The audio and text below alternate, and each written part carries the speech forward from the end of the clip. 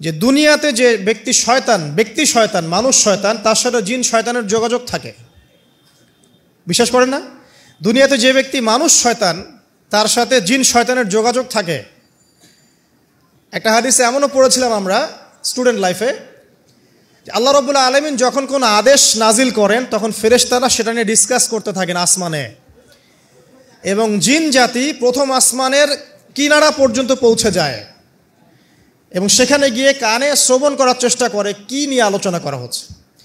যদি কোনো একটা সংবাদ তাদের কান পর্যন্ত চলে আসে, তাদেরকে বিতাড়িত করার জন্য আল্লাহ রাব্বুল আলামিন উল্কাপিণ্ড ছোড়েন।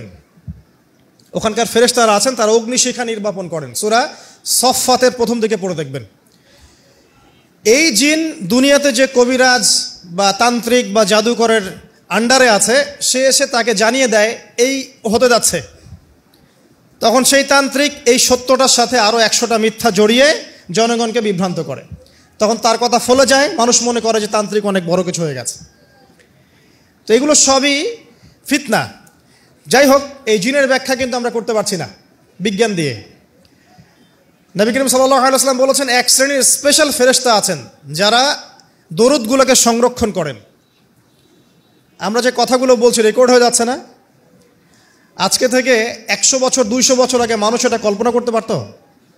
আমরা এখন যেখানেই মুভ করছি, সিসি ক্যামেরা, ভিডিও, এটা সেটা, স্যাটেলাইট, এগুলো আছে না? আজকে থেকে 300 বছর আগে মানুষ এগুলো বিশ্বাস করতে পারতো?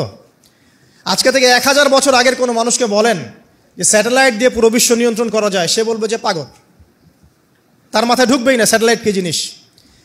ঠিক একইভাবে আল্লাহ পাকের জ্ঞান হচ্ছে লক্ষ কোটি কোটি বছর আগের, চির নতুন, চির প্রাচীন, চির আধুনিক। এই জ্ঞানের ঊর্ধ্বে কারো জ্ঞান নয়। এই জন্য এখন এগুলো কথা অনেকেই প্রশ্ন তোলে যে ফেরেশতা আবার কি জিনিস, জিন আবার কি, ইসলাম এগুলোতে কেন বিশ্বাস করে? সুবহানাল্লাহ। মানে তাদের বক্তব্য হচ্ছে ল্যাবরেটরিতে যেটা প্রমাণ করা যাবে না সেটার অস্তিত্ব নাই।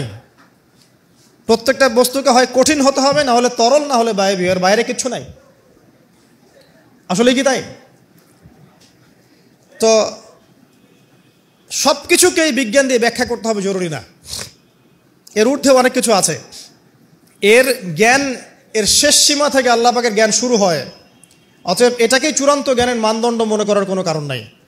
আমাদের মধ্যে একটা শিরকি আকীদা ঢুকে গেছে এখন।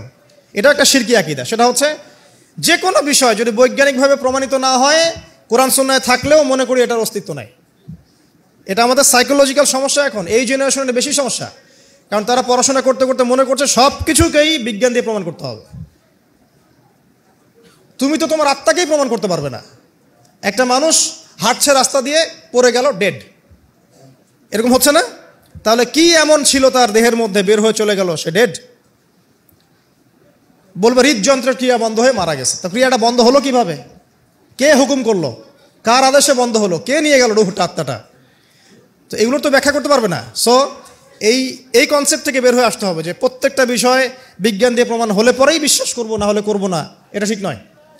কোরআন এবং সুন্নাহ যা আছে এটা চূড়ান্ত। এর বাইরে যা আছে এটা যদি কোরআন সুন্নাহর সাথে মিলে যায় আমরা গ্রহণ করব, কোনো সমস্যা নাই। কিন্তু না মিললে আমরা কোশ্চিন কালো সেটা মানতে রাজি নই।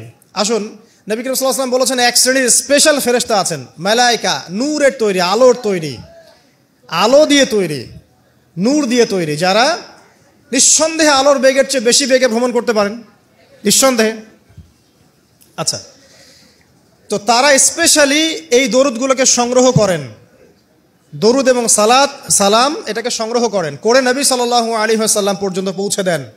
এরপর আল্লাহ রাব্বুল আলামিন, আল্লাহ সুবহানাহু ওয়া তাআলার ইচ্ছায় নবী করিম সাল্লাল্লাহু আলাইহি ওয়াসাল্লাম এর জবাব দিয়ে থাকেন। একটু চিন্তা করেন যে আপনি মনে করেন আল্লাহ রাসূল সাল্লাল্লাহু আলাইহি ওয়াসাল্লামের দরজায় দাঁড়িয়ে আছেন, কথার কথা মনে করেন যে তিনি জীবিত আছেন, কথার কথা।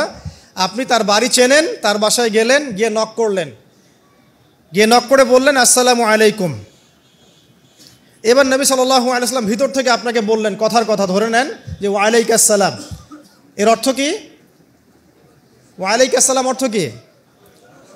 আপনার উপরেও শান্তি বর্ষিত হোক।